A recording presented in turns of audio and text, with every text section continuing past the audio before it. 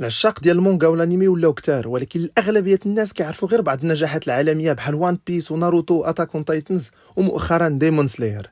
العالم ديال القصص المصوره والرسوم المتحركه اليابانيه ضخم وفيه تحف فنيه كثيره بغيتكم تعرفوا عليها من خلال هذه السلسله. في الحلقه ديال اليوم غادي نقدم لكم مونستر، مونغا من نوع سينان، واللي كيعني انه موجه لدراري كبار كيطراوح العمر ديالهم ما بين 18 و 40 سنه.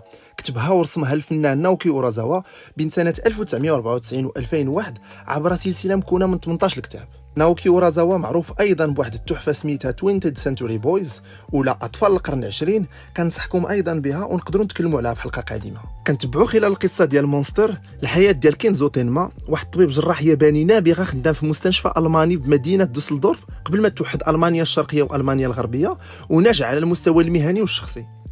غادي يعتق واحد النهار الحياه ديال دري صغير سميتو يوهان ليبرت، تصاب بقرطاسه في الراس ديالو، واللي غادي يولي سنوات من بعد قتال خطير ومجرم كبير. واخا القسم ديالو كطبيب كيلزم عليه انه يحمي الحياه، غادي يعطي راسو المهمه ديال يصحح هذا الخطا، حيت من نهار العمليه نجحات ديال يوهان والحياه ديال تينما تقلبات. مشى ليه المنصب ديالو والامكانيه انه يولي واحد النهار هو المدير ديال المستشفى. نقصات المداخل الماديه ديالو تضعضعات عنده الوضعيه، تفارقات مع الخطيبه ديالو ولا عايش بوحدو، ولا كيسمع بواحد العدد ديال الجرائم اللي مرتكبها هذاك يوهان. من خلال البحث على الرجل اللي ولا العدو رقم واحد ديالو، غادي يكتشف انه مرتبط بمنظمات اجراميه كبيره، وان القضيه عندها فروع سياسيه ودبلوماسيه واخلاقيه عميقه. غادي يضطر يدوز لالمانيا الشرقيه الشيوعيه ومن بعد لتشيكوسلوفاكيا ويتهرب على ستازي اللي كان جهاز الامن الدوله الاضطهادي.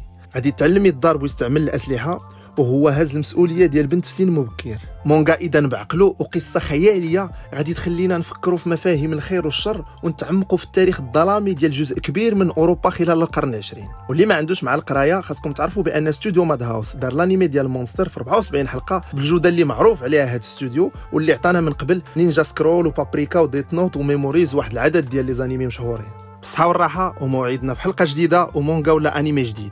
سلامه.